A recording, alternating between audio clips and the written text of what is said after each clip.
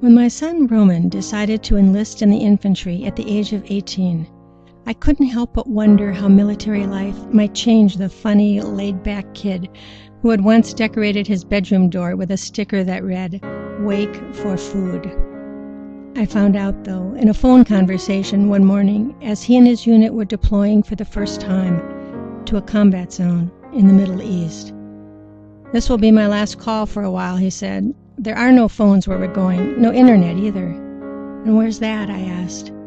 He said he wasn't allowed to tell, but I attempted a few guesses anyway. "Mom," he finally said with feigned exasperation. During his years as a teenager, I'd often heard the real thing. Back then, it had been my job to ask the questions. "Homework finished? When does the movie end? Who's driving?" And it was his job, or so it seemed then, to answer with as few syllables as possible. But that day on the phone, Roman wanted to talk. "Is Dad there?" he asked. "Not right now," I told him. Several months earlier, my husband had been laid off from his job. He'd been looking for work since then, and dreaming, too, of starting his own business. "Dad's not there? Shoot," Roman said, adding in a voice that trailed off, "There's something I really need to talk to him about." "Can I help?" I asked. No answer. "Roman?" "Well, okay, I guess so." He sighed from half a world away. I waited for the rest and wondered what it could be. "Got a pen, Mom?" "Yes." "And a piece of paper?" With each question, his voice gained authority, and then he told me what he hadn't wanted to tell me, how he'd taken out a life insurance policy for the maximum the Army offered.